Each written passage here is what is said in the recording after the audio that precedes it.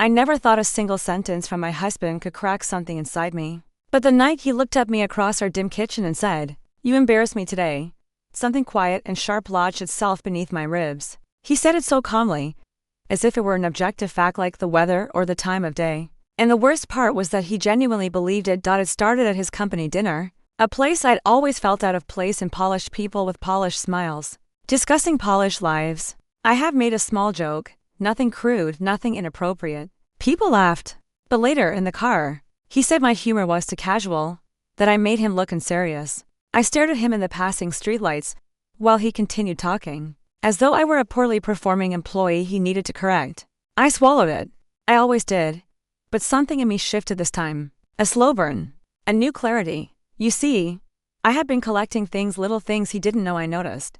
The way he commented on my clothes when we visited his parents, telling me to tone down the colors. The way he acted irritated when I joined conversations, as though my presence was an interruption. The private messages from his sister hinting that I should support him better. If I wanted to fit into this family, I never confronted them. I just filed them away like puzzle pieces I wasn't ready to assemble. Then came the announcement.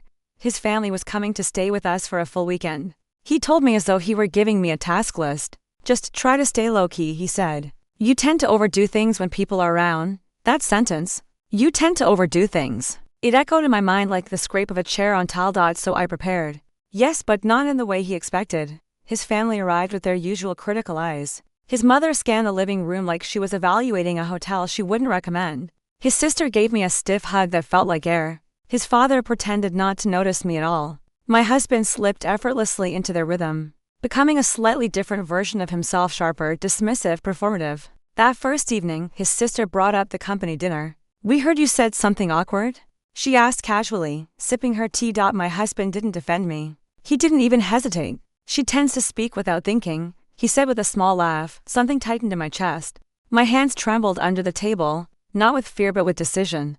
Because the puzzle pieces I had quietly collected, they were about to form a picture none of them were expecting. The next morning, while they were all gathered in the living room, I set down a tray of coffee and said, in the calmest voice I've ever used, "There's something I'd like to share with all of you." My husband shot me a warning look, the kind meant to silence me. But I wasn't that woman anymore. I turned to his mother first. "Do you remember last year?" I said softly. "When you told me I would never be classy enough for your son? You said it over the phone. You didn't know I had the call recorded because I was reviewing a voicemail. When your message continued through." Her face drained of color. Then I looked at his sister. "And you've been messaging me for months, telling me how to behave, how to dress, how to act like the ideal wife for appearances." I never replied, but I kept every message. I picked up my phone and tapped the screen. All of them. Her breath hitched. Finally, I faced my husband. His eyes were narrow, warning, almost pleading, but too late.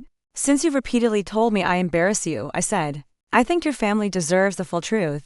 So here it is." I pulled out a folder, a quiet, slim folder I had kept tucked away. Emails he had written about me to his colleagues. Dismissive comments. Mocking ones. Notes about how I was socially inexperienced and not a good representation of him. His family stared, stunned. I didn't yell. I didn't cry. I simply handed the folder to his father, who had never looked at me with anything but cold disinterest.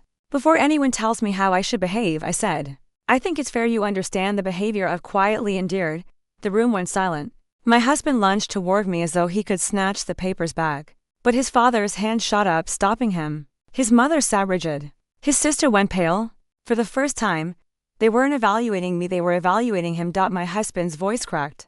"Why would you do this? Why would you humiliate me?" I met his eyes, steady and finally free. "You said I embarrassed you," I whispered.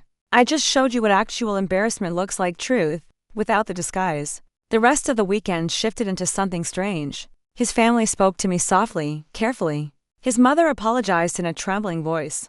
His sister couldn't even meet my eyes. And my husband, he followed me from room to room, trying to explain, to rewrite, to soften. But the words he needed were years too late. When they left, the house felt different, lighter, bigger, peaceful. And tonight, as I sit here telling this story, I understand something. Sometimes revenge isn't dramatic. Sometimes it's just revealing the quiet things people hoped you'd never say aloud. He wanted me to be silent. Instead, I became heard. If you want to hear more stories like this, stay close. There's always another truth waiting.